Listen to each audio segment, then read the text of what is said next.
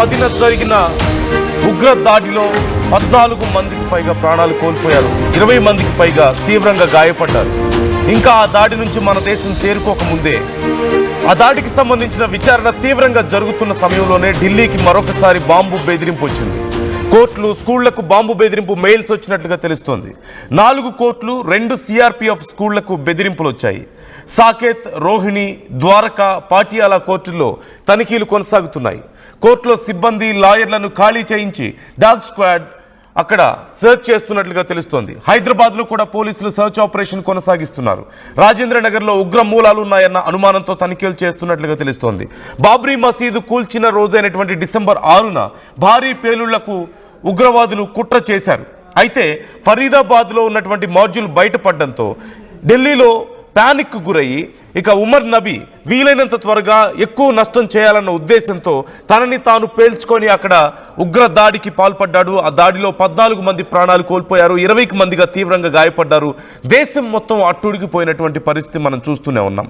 మరొకసారి స్కూళ్ళకి, కోర్టులకి ఈ బాంబు బెదిరింపులు వచ్చినట్లుగా తెలుస్తోంది. ఇప్పటికే సిబ్బంది అక్కడికి చేరుకొని సర్చ్ ఆపరేషన్ కొనసాగిస్తున్నారు. డాగ్ స్క్వాడ్, బాంబ్ స్క్వాడ్ అన్నీ కూడా ముమ్మరంగా తనిఖీలు చేస్తున్నట్లుగా తెలుస్తోంది. మరోవైపు డిసెంబర్ 6న ఏం జరగబోతుందనే ఉత్కంఠ కొనసాగుతోంది. మనం కొన్ని కోడ్ వర్డ్స్ కూడా వింటూనే ఉన్నాం. D6 అంటూ ఒక కోడ్ వర్డ్ని ప్రధానంగా ఈ ఆపరేషన్లో ఉపయోగించారు. D6 అంటే డిసెంబర్ 6, బాబ్రీ మసీదు ఘటన జరిగినటువంటి రోజు. ఆ రోజున దేశవ్యాప్తంగా అనేక చోట్ల భారీ నష్టం చేయాలని, ముఖ్యంగా 6 ప్రాంతాల్లో, ముఖ్యమైన ప్రాంతాల్లో ఈ దాడులకు పాల్పడాలంటూ వాళ్ళు నిర్ణయించుకున్నారు.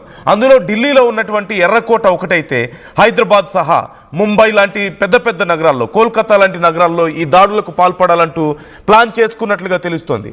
అయితే జమ్మూ కాశ్మీర్, ఆ తర్వాత ఫరియాబాద్ మాడ్యూల్స్ బయటపడడంతో ఎక్కడ ఈ ప్లాన్ పూర్తిగా ఫెయిల్ అవుతుందో అన్న భయంతో ఈ ఉమర్ నబీ తనని తాను పేల్చుకొని ఈ భారీ నష్టానికి ఒడిగట్టినటువంటి సంగతి మనం చూసాం. D6 ఈ డిసెంబర్ 6న ఏం జరగబోతుంది? చాలా ప్రాంతాల్లో భారీ నష్టానికి పాల్పడాలని ప్రయత్నించారు. ఇప్పుడు ఢిల్లీలో ఆ ఉగ్రదాడి తర్వాత వరుసగా మాడ్యూల్స్ అన్ని బయటపడుతున్నాయి. చాలా మందిని అదుపులోకి తీసుకుంటున్నారు. ఉమర్ నబీకి హెల్ప్ చేసినటువంటి దానిష్ అనే వ్యక్తిని కూడా ఇప్పటికీ అదుపులోకి తీసుకున్నారు. ఈ దానిష్ అనే వ్యక్తిని ఒక మస్జిద్లో కలిసి అతనికి బ్రెయిన్ వాష్ చేసినట్లుగా తెలుస్తుంది ఉమర్ నబీ. ఆ తర్వాత దానిషే ముఖ్యమైనటువంటి ఈ టెక్నికల్ సపోర్ట్ అంతా కూడా ఈ దాడికి సమకూర్చాడు. మరి ఇప్పుడు ఇంకా బయట పడని ఎంతున్నాయి. 2900 కిలోల పేలుడు పదార్థం కాశ్మీర్లో బయటపడింది. 3 కిలోలకు పైగా పేలుడు పదార్థం, మరికొన్ని ఆయుధాలు ఫరీదాబాద్లో బయటపడ్డాయి. ఢిల్లీలో కూడా ఇప్పటికే కొన్ని వస్తువుల్ని స్వాధీనం చేసుకున్నట్లుగా తెలుస్తుంది, పేలుడు పదార్థాలను. ఇంకా బయట పడనివి ఇంకెన్నున్నాయి? ఇంకా ఎంత పెద్ద నెట్వర్క్ ఉంది? ఓ పక్క ఈ నెట్వర్క్ కేవలం మన దేశానికి మాత్రమే పరిమితం అవ్వలేదు. ఇప్పటికే ఆఫ్ఘనిస్తాన్కి కొన్ని కాంటాక్ట్స్ ఉన్నాయి. ఈ దాడి జరగడానికి ముందు చాలా రెగ్యులర్గా ఆఫ్ఘనిస్తాన్కి కాల్స్ చేసి వీళ్ళు మాట్లాడారంటూ తెలుస్తూనే ఉంది. మరోవైపు తుర్కియా దేశానికి కూడా ఈ కనెక్షన్స్ మనం చూస్తూనే ఉన్నాం. 2022లో దానిష్, ఉమర్ నబీ మరికొంతమంది తుర్కియా దేశాన్ని పర్యటించి వచ్చారు, అక్కడ కొంతమందితో మాట్లాడారు అంటూ తెలుస్తుంది. మన దేశంలో జరిగినటువంటి ఉగ్రదాడి వెనుక తుర్కియా యొక్క సహాయం కూడా ఉన్నట్లుగా క్లియర్గా ఇక్కడ మనకు అర్థమవుతుంది. ఆఫ్ఘనిస్తాన్, తుర్కియా, పాకిస్తాన్ ఇలా అన్ని దేశాల మద్దతుతో, వాళ్ళ సపోర్ట్తో, టెక్నికల్ సపోర్ట్ అండ్ ఇతర సపోర్ట్తో ఈ దాడులకు పెద్ద ఎత్తున ప్లాన్ చేశారు. ముఖ్యంగా జైషే మొహమ్మద్ ఈ దాడుల వెనుక ఉన్నట్లుగా ఇప్పటికే గుర్తించారు. మసూద్ అజర్ వాళ్ళ కుటుంబ సభ్యులను కోల్పోవడం, మరోవైపు జరిగినటువంటి డిసెంబర్ 6 బాబ్రీ మసీదు ఘటనకి, బాబ్రీ మసీదు కూల్చివేతకి ప్రతీకారంగా ఈ దాడికి పాల్పడాలంటూ నిర్ణయించుకున్నట్లుగా తెలుస్తుంది. సో అతి పెద్ద దాడిని ప్లాన్ చేసుకున్నారు. ఇప్పటికీ బయటపడింది కానీ, లేదంటే వాళ్ళు అనుకున్న దాంట్లో ఎగ్జిక్యూట్ అయింది కానీ అతి తక్కువ మాత్రమే. ఇంకా చాలా ఉగ్ర మూలాలు ఉన్నట్లుగా తెలుస్తూనే ఉంది. ఇంకా అరెస్టులు కొనసాగుతూనే ఉన్నాయి. దానిష్ అనే వ్యక్తిని అరెస్ట్ చేసిన తర్వాత చాలా సమాచారం బయటకు వస్తున్నట్లుగా తెలుస్తోంది. దానిష్ చాలా రెగ్యులర్గా ఈ దాడులు చేయాలి, ఒక భారతదేశానికి భారీగా నష్టం చేయాలి అంటూ చాలా అగ్రెసివ్గా, ఎమోషనల్గా మాట్లాడేవాడు అంటూ తెలుస్తోంది. మరోవైపు ఉమర్ నబీ మాట్లాడినటువంటి ఒక వీడియో కూడా బయటకు వచ్చింది. ఆ వీడియోలో ఉమర్ నబీ చాలా దేశానికి చాలా నష్టం చేయాలని, ఈ ఎవరైతే తనని తాను పేల్చుకొని మొత్తం బ్లాస్ట్ చేస్తారో అలాంటి వాళ్ళు మనకి కావాలి అంటూ చాలా ఎమోషనల్గా వీడియోలో మాట్లాడడం కనిపిస్తోంది. అంటే భారతదేశంలో ఒకేసారి ఎంతోమంది ఇలా తమని తాము పేల్చుకొని ఈ దాడులకు పాల్పడే ఈ పేలుళ్లకు పాల్పడే లాంటి వాళ్ళని తయారు చేయాలని ప్రయత్నించారు. కానీ వరుసగా మాడ్యూల్స్ అన్ని బయటపడుతుండడం, అరెస్టులు జరుగుతూ ఉండడంతో ఇక చేసేదేమీ లేక ఈ దాడికి పాల్పడ్డారనేది మనకు కనిపిస్తోంది. మరోవైపు హైదరాబాద్లో రెజిన్ లాంటి కెమికల్స్తో దాడులు చేయాలంటూ ప్లాన్ చేశారు. ఇలా ఎన్నో రూపాల్లో ప్లాన్స్ చేస్తున్నారు. కానీ ఇవన్నీ బయటపడింది ఎక్కడ? ఒక యూనివర్సిటీలో, ఒక మెడికల్ కాలేజ్లో బయటపడ్డాన్ని కూడా మనం చూసాం.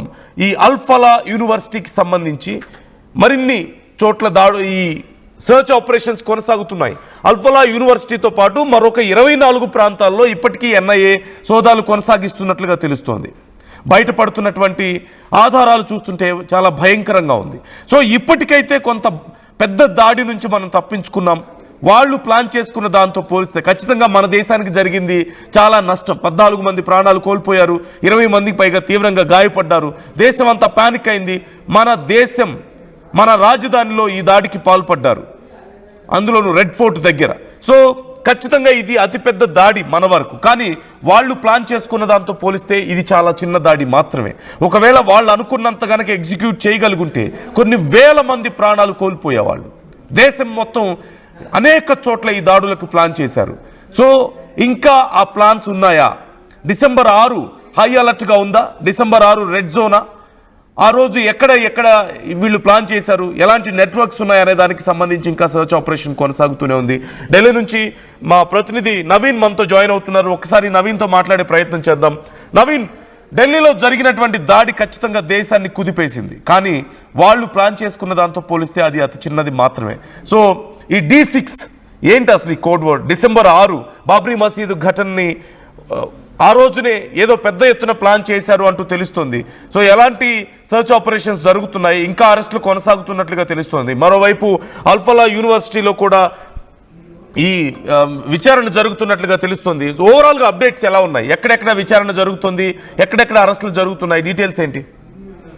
ప్రస్తుతానికి జమ్మూ కాశ్మీర్ పోలీసుతో పాటు ఎన్ఐఏ చేసినటువంటి ఆపరేషన్స్ లో మాత్రం ఇప్పటి వరకు 3 అదుపులో కూడా తీసుకున్నట్టు కూడా తెలుస్తుంది. ప్రస్తుతానికి డానిష్ ని నిన్న అరెస్ట్ కూడా చేశారు. డానిష్ ని మరి కాసేపట్లోనే పాటియాలా కోర్టు కూడా తీసుకొచ్చేటువంటి అవకాశం ఉంది. దాని తర్వాత కోర్టు ఎన్ఐఏ కస్టడీలోకి ఇచ్చేటువంటి అవకాశం ఉంది. దాని తర్వాత ఉన్నటువంటి పరిస్థితులు ఏ విధంగా ప్లాన్ చేశారనే కోణాలు కూడా ఎన్ఐఏ అధికారులు దర్యాప్తు కూడా చేపట్టేటువంటి అవకాశం కనిపిస్తుంది. కొద్దిసేపటి క్రితమే ఢిల్లీలోని 4 కోట్లకు కూడా ఇటు బాంబు బెదిరింపులు కూడా రావడం జరిగింది. 2 సిఆర్పిఎఫ్ స్కూల్స్ కూడా ఈ యొక్క బెదిరింపు మెయిల్స్ కూడా రావడం జరిగింది. ముఖ్యంగా జేష్ అనే పేరుతోటి ఈ మెయిల్స్ కూడా వచ్చాయని చెప్పేసి కూడా ఇటు పోలీసులు కూడా చెప్తున్నటువంటి పరిస్థితి జరుగుతుంది. ప్రస్తుతానికి పాటియాలా కోర్టు దగ్గర పెద్ద ఎత్తున పోలీసులు కూడా మోహరించారు. ర్యాపిడ్ యాక్షన్ ఫోర్స్ కూడా ఇక్కడ చేరుకోవడం జరిగింది.